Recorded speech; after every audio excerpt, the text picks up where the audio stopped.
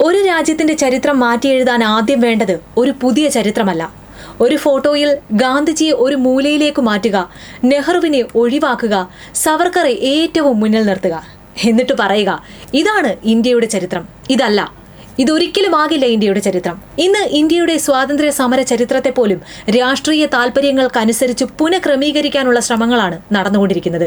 അതിന്റെ ഏറ്റവും വലിയ ഉദാഹരണമാണ് സവർക്കറെ സ്വാതന്ത്ര്യ സമരത്തിന്റെ പ്രധാന നായകനാക്കി അവതരിപ്പിക്കാനുള്ള നിരന്തരമായ ശ്രമം.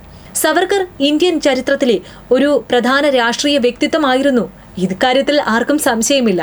പക്ഷേ സവർക്കറുടെ രാഷ്ട്രീയ ജീവിതത്തിലെ ചില അധ്യായങ്ങൾ മറച്ചുവെച്ച് അദ്ദേഹത്തെ മാത്രം സ്വാതന്ത്ര്യ സമരത്തിന്റെ മഹാനായകനാക്കി അവതരിപ്പിക്കുന്നത് ചരിത്രമൊന്നുമല്ല.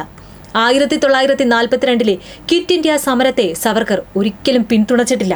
ക്വിറ്റ് ഇന്ത്യ സമരത്തിന്റെ ചരിത്രം പറയുമ്പോൾ അതിനെ എതിർത്ത രാഷ്ട്രീയ നിലപാടുകൾ സ്വീകരിച്ചവരെ മുൻനിരയിൽ നിർത്തുകയും ആ സമരത്തിന് നേതൃത്വം നൽകിയവരെ പിന്നിലേക്ക് തള്ളുകയും ചെയ്യുന്നത് എന്ത് ചരിത്രബോധമാണ്? ഇതാണ് BJPയുടെ ചരിത്ര രാഷ്ട്രീയത്തോട് ചോദിക്കേണ്ട അടിസ്ഥാനമായ ചോദ്യം. കാരണം ഇതൊരു ചരിത്രത്തിന്റെ പ്രശ്നമല്ല, ഇത് ഒരു ഓർമ്മയുടെ രാഷ്ട്രീയം കൂടിയാണ്. ആരാണ് ദേശീയ നായകൻ? ആരാണ് രാജ്യസ്നേഹി? ആരാണ് ഇന്ത്യയുടെ യഥാർത്ഥ പ്രതിനിധി?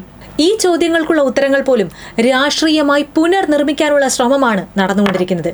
ഇവിടെ ചില മാധ്യമങ്ങളും അതേ രാഷ്ട്രീയ ഫ്രെയിമിനുള്ളിൽ നിൽക്കുന്നത് കാണാം.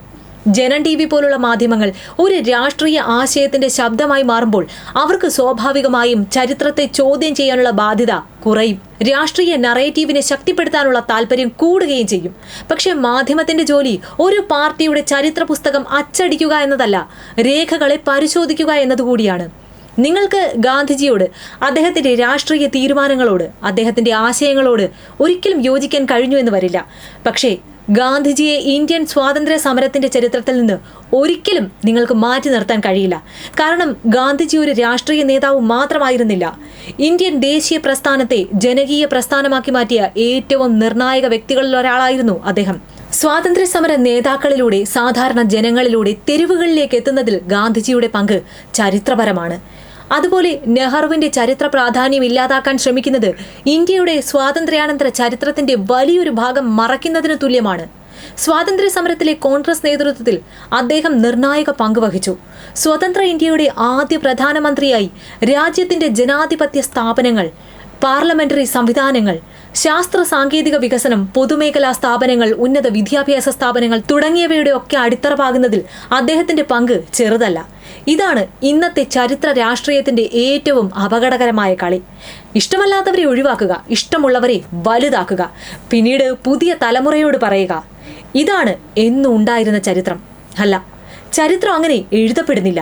ചരിത്രം എഴുതുന്നത് രേഖകളാണ്, സമരങ്ങളാണ്, ത്യാഗങ്ങളാണ്, തീരുമാനങ്ങളാണ്, ജനങ്ങളുടെ ഓർമ്മകളാണ്. ഒരു പോസ്റ്ററിൽ ഗാന്ധിജിയെ മൂലയിലേക്ക് മാറ്റിയതുകൊണ്ടോ അല്ലെങ്കിൽ ഗാന്ധിജി ഇന്ത്യൻ ചരിത്രത്തിൽ ചെറുതാകുന്നതൊന്നുമില്ല. നെഹ്റുവിന്റെ ചിത്രം ഒഴിവാക്കിയതുകൊണ്ട് നെഹ്റുവിന്റെ സംഭാവനകൾ ഇവിടെയെങ്ങും ഇല്ലാതെയാകുന്നില്ല.